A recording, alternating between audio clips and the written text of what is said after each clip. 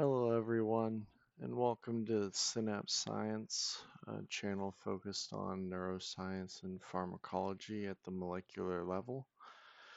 I'm very new to this, so I'm just going to start it off. In this video, we're going to examine how transporter blockers work, and this class of drugs produces their neurochemical effects. Specifically, we'll focus on the monoamine transporters. So you have the dopamine transporter, otherwise known as DAT. And,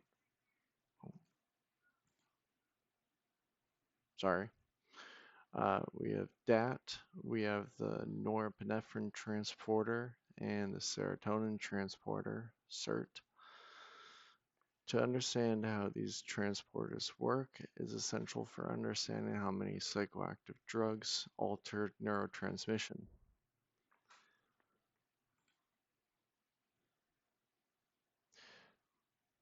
What these transporters do is these monoamine transporters exist on the presynaptic neuron and are responsible for clearing neurotransmitters from the synaptic cleft.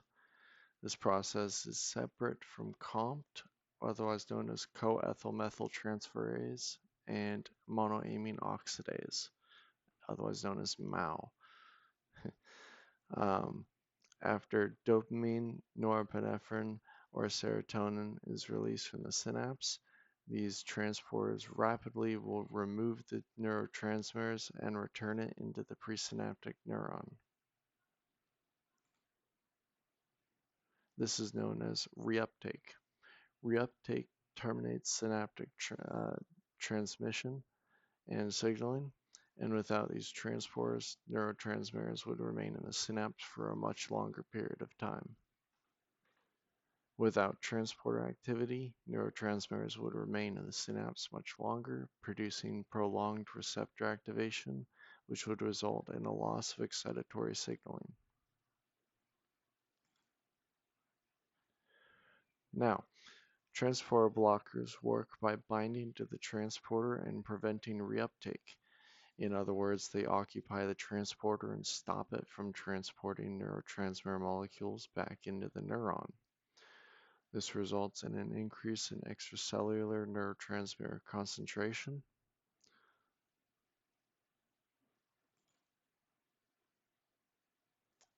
This is a good diagram of what occurs here.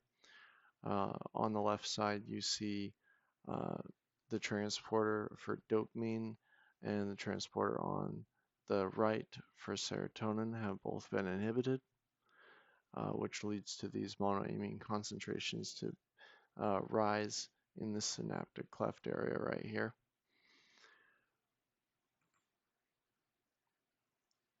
Examples of blockers include cocaine, which inhibits dopamine, norepinephrine, and serotonin. It does this via its phenyltropane group. Methylphenidate, or the phenidate class, also does this by blocking the dopamine and norepinephrine transporter. You also have bupropion, a common antidepressant that is a part of the synthetic cathepsin class. Then you have MDPV, pyrodenone pherinones, my bad. Those are all psychostimulant acting drugs.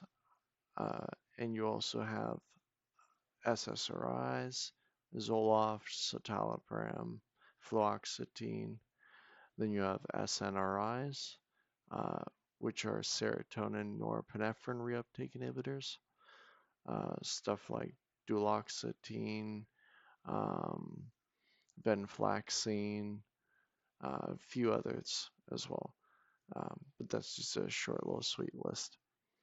The strength of this inhibition is measured using Ki values, which describe the binding affinity of a drug for its target.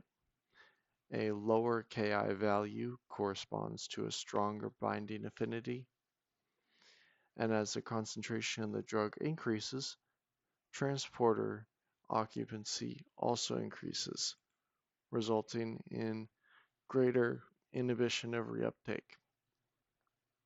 So basically, more monoamines will remain out in the synapse for a longer period of time, and or more monoamines can build up.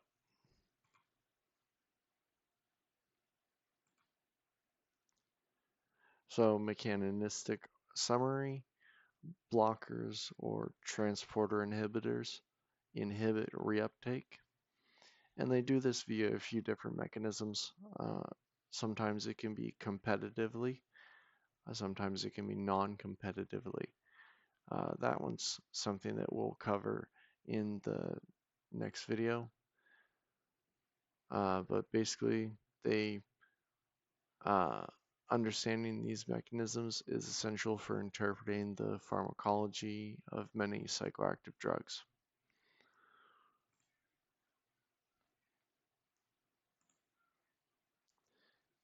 If you found this explanation useful, consider subscribing to Synapse Science for future videos, where we'll be going even more in depth as time goes on into various mechanisms on receptor pharmacology, neurotransmitter systems, and molecular mechanisms of neuroactive drugs. Again, as I stated, I'm quite new to this, but I would be glad to continue this journey with all of you. Thank you.